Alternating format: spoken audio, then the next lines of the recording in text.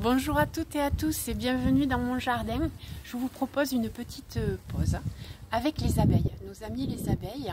On est ici devant des plants de bourrache qui sont des plantes mellifères et donc qui vont attirer les abeilles parce qu'elles vont venir, comme vous avez pu le voir tout à l'heure, chercher le pollen et le nectar.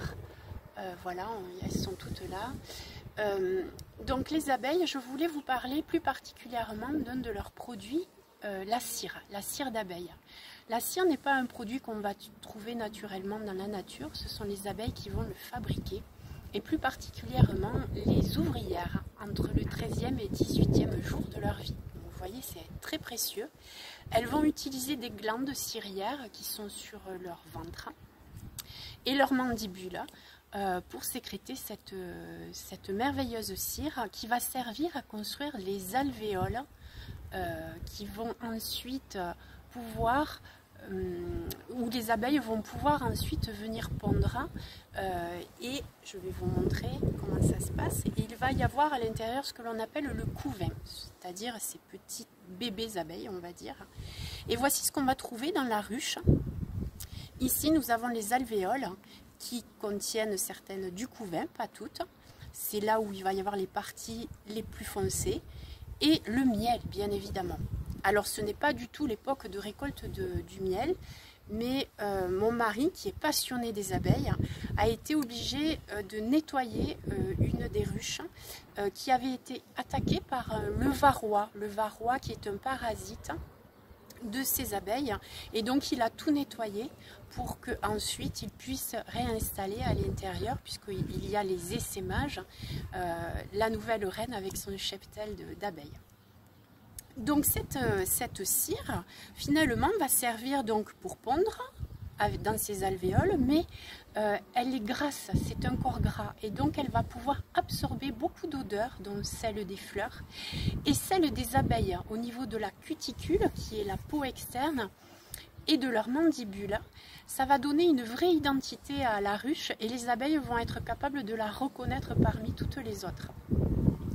Et donc cette cire, ce qui nous intéresse bien évidemment, c'est de récolter le miel lorsque l'on fait de l'apiculture. Nous, on ne fait pas d'apiculture, en fait, c'est vraiment pour favoriser la biodiversité et la sauvegarde de cette espèce des abeilles. Et donc, par contre, ce qui m'intéresse, moi, vraiment, c'est la cire. Alors, une fois qu'on a extrait le miel, délicieux miel, ça d'ailleurs, on peut le croquer et c'est gorgé, c'est délicieux. On va pouvoir faire fondre pour enlever les impuretés et obtenir ensuite, une fois qu'on aura fait fondre nos pains, on va faire des pains, pardon, que l'on va pouvoir mouler. Et donc, ils vont être durs une fois à l'air libre. Alors ça, c'est un pain de cire issu de notre ruche qui est très très odorant déjà. L'odeur est vraiment incroyable, très fleuri, mielé, avec une couleur orange. Et ça, c'est le pain d'une autre ruche. Vous voyez, couleur complètement différente. Et aussi une odeur très caractéristique, différente et tout aussi gourmande. Alors moi, je les utilise, ces pains de cire. Je les râpe. Donc ça me fait, voilà, des petits copeaux de cire. Comme ça, c'est plus facile à utiliser. On peut trouver, ça c'est un petit peu plus industriel, hein, de la cire comme ça, qui est aussi facile à utiliser, puisqu'on va pouvoir la couper. Elle sent bon également, un petit peu moins. Et je vais utiliser la cire pour faire des produits cosmétiques, des crèmes, des baumes. Alors la cire, elle a plus de 300 molécules à son actif. Et sur notre peau, elle fait des merveilles. Elle est cicatrisante, nutritive, anti-inflammatoire. Elle est très bien tolérée par la plupart des peaux. Et elle va permettre de faire des émulsions, c'est-à-dire qu'on va pouvoir la faire fondre, y mélanger des huiles essentielles. Mais lorsque je parle d'émulsion, c'est plus pour fabriquer des crèmes lorsqu'on a un corps gras et de l'eau, ça peut être un hydrolat par exemple, et qu'on veut les associer.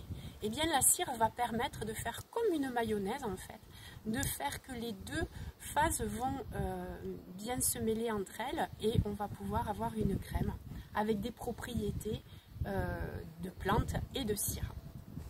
Donc un produit merveilleux, ça semble tout anodin la cire, et pourtant il y a beaucoup de travail derrière ce produit, et donc tout à l'honneur de nos abeilles qui sont là, qui œuvrent pour nous, pour la sauvegarde, pour la pollinisation.